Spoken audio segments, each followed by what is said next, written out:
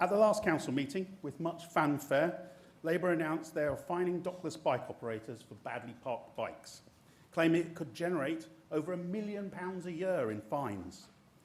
In reality, less than 700 fines have been issued over November, December and January, and only in a few wards. Of these, only 7,600 has actually been paid. Nothing being paid by one major operator. A long way off the £1 million announced. Can the leader confirm if all Labour policy announcements will be so successful?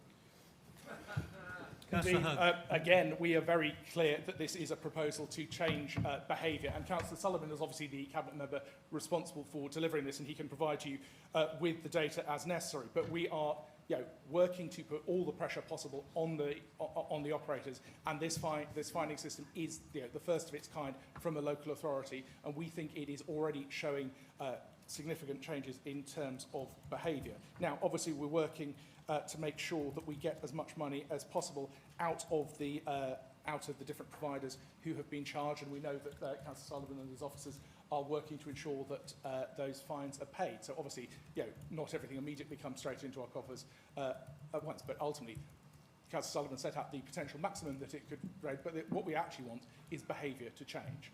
This is the point of this. It's not a money-generating exercise. It is a behaviour change exercise. And if that behaviour changes because we're providing those extra bays on the streets, or because we're delivering these fines, or because we're working through other ways to put pressure on the providers, that is what will ultimately make the difference in the short term. But what will really make the difference is because this government has acted in a way that the previous government singularly failed to do, is to give the powers to local government through the devolution bill to regulate e-bikes. We all remember how long it took for the previous government to deliver on pedicabs. We were talking about it for 10, maybe 15 years. This government put it in its first...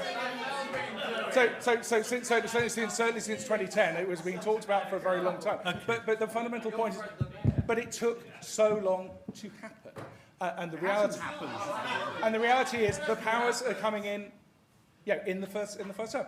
That's a lot quicker. Your supplementary, Cllr Swaddle. Great example. I somehow doubt that I'll get a positive answer to this one, but never mind.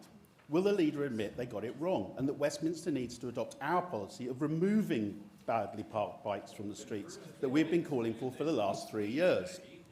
Councillor Hugg.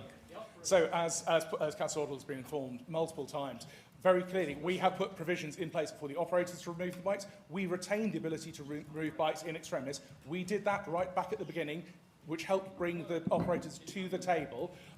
We are not overburdened with spare depot space in Westminster, as he well knows, and it is an incredibly challenging and expensive and legally fraught thing to do, as he suggests, which is why no other London borough has done it at scale. This is the point, which is why boroughs are doing it. Well, we have done it too, but they have done it in very patchy ways. At scale. The reality is the scale. No other London authority has done anything like the scale of fines of removals as we have done fines. That's very true. As you said, we did a small number of removals. A number of other authorities have done a small number of removals. But the reality is we've put in fines at a scale far beyond that, and those are ultimately changing behaviour alongside the other measures that we set out. Thank you.